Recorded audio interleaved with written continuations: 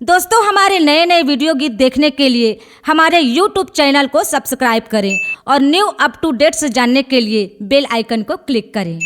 ए बाबू दादा, अई काए वो काए सुन तो। हाँ बता ना। मोला ना गिरौदपुर के मेला देखे के अब्बड़ साध है हो। अच्छा, तोर मन आथिस ना तो घुमा के ला देते। बन जाती सो, लेकिन मेला में भारी भीड़ रहते, अब्बड़ झमेला है वो झंझा। नहीं मैं जाऊँ। जाबेच करबे? हाँ मैं जाऊँ।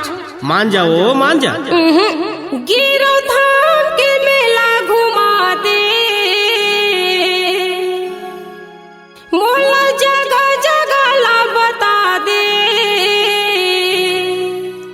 गुरु घासी बाबा के जी मोला दर्शन करा दे, गुरु घासी बाबा के हो मोला दर्शन करा दे।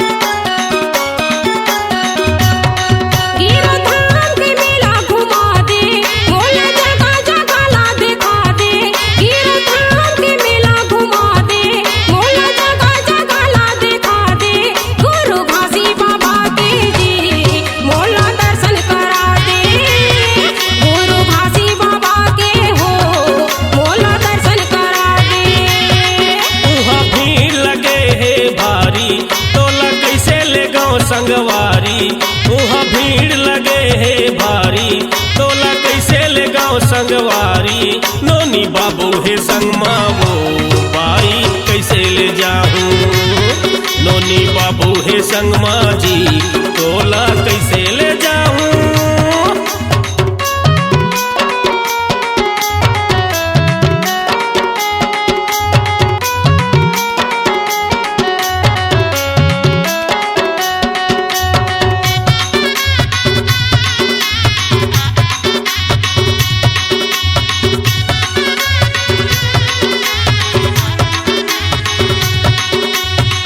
मान जाओ वहाँ पर झमेला होते। नहीं मैं जाबेच करी हूँ। फागुन की पंचमी पर मेला भराते, जगह जगह ले जाते, फागुन की पंचमी पर मेला भराते, जगह जगह ले जाते, गुरु की दर्शन करके जी भारी सुख ला पाते, हाँ गुरु की दर्शन करके हो भारी सुख ला पाते, गुरु चरण पनाथ नवाबो, सादा ध्वजा संगरियर चढ़ावो, गुरु चरण पनाथ नवाबो, सादा ध्वजा संगरियर चढ़ावो, गुरु घासी बाबा के हो हमन महिमा लगावो, नोनी बाबू है संग माँ जी तोला कैसे ले जाऊं।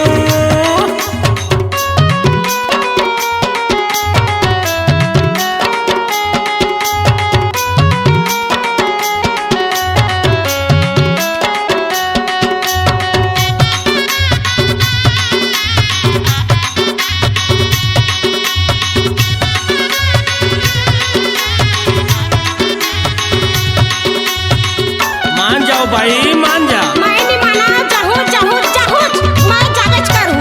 सुने हूँ गुरु के महिमा है भारी, मन इच्छा फल देखे, सुने हूँ गुरु के महिमा है भारी, मन इच्छा फल देखे, सच्चे मन से जे हाँ पूजा करते, जिंदगी के हर सुख पाते, हाँ सच्चे मन से जे हाँ पूजा करते, जिंदगी के हर सुख पाते, मोला साध लगे है भारी,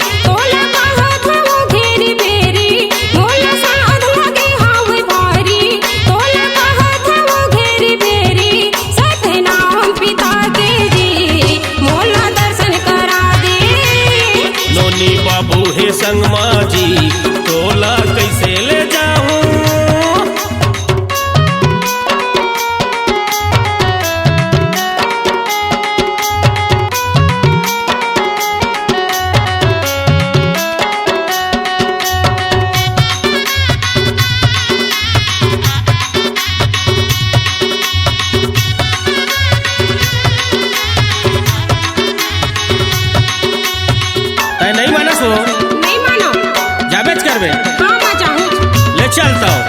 मनोज पटेल रानी गवाला गावा थे गुरु के गाना।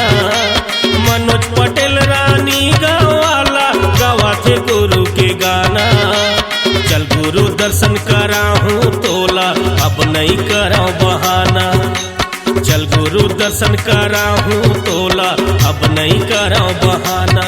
तोला साथ लगे है भारी चलना ले जाऊं गुरु दुआरी। तोला साथ लगे है भारी चलना ले जाऊं गुरु दुआरी। गुरु घासी बाबा के वो भाई दर्शन कराऊं। गुरु घासी बाबा के वो तोला दर्शन कराऊं। मोला साथ लगे हावे भारी चलना जाबो गुरु दुआरी। मोला साथ लगे हावे भारी चलना जाबो गुरु दुआरी। गुरु घासी बाबा के जी चलना दर्शन कराबो। गुरु घासी बाबा के वो भाई दर्शन कराऊं। गुरु घासी बाबा के जी मोला दर्शन करा दे। गुरु घासी बाबा के वो भाई दर्शन कराऊं। मोला दर्शन करा दे। तोला दर्शन कराऊं। मोला दर्शन करा दे। तोला दर्शन कराऊं। Shila Digital Recording Studio, Korba. Contact number 9907119215.